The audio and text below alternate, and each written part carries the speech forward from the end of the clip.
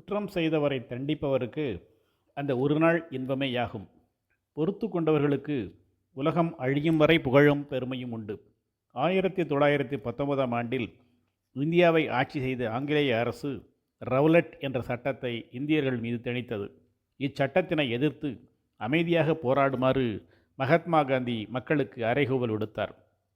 பஞ்சாபில் ஜாலியன் வாலாபாக் என்ற இடத்தில் வீர சீக்கிய மக்கள் அங்கிருந்த கோட்டை மைதானத்தில் அமைதியாக ஒன்று கூடி கூட்டம் நடத்த ஏற்பாடு செய்தனர். அந்த கோட்டையில் உள்ளே செல்லவும் வெளியேறவும் ஒரே வாயில்தான் உண்டு. மக்கள் ஆயிரக்கணக்கில் திரண்டிருந்தனர். பஞ்சாபில் இருந்த இராணுவ தளபதி ஜெனரல் டயர் அந்த கூட்டத்தை கலைக்க துப்பாக்கி ஏந்திய பெரும் படையுடன் அந்த வாயிலை அடைத்து கொண்டு இருக்கிறான். கூட்டத்தினரை நோக்கி 5 மணித்துளிகளில் கலைந்து செல்ல வேண்டும் என்று அறிவிக்கிறான். அந்த நேரத்தில் கலைந்து செல்லாவிட்டால் துப்பாக்கியால் சுட்டு தள்ளுவேன் என்றும் எச்சரிக்கிறான். இருப்பதோ ஒரே வாயில்.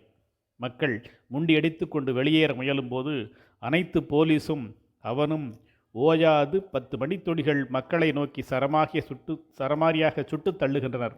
விளைவு ஏறத்தாழ 400 பேர் பெண்களும் குழந்தைகளுமாக இறந்தனர்.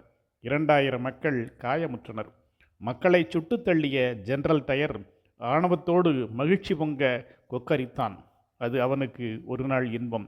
தேசத்தின் விடுதலைக்காக தம்முயிர் நீத்த தியாகிகளுக்கு இன்றும் புகழ்வாய்ந்த நினைவு சின்னம் அங்கே இருக்கிறது.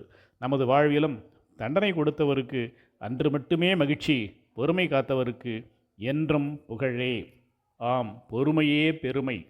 ஒருத்தார்க்கு ஒரு நாளை இன்பம், பொறுத்தார்க்கு பொன்றும் துணையும் புகழ். பொறையுடைமை அதிகாரம்.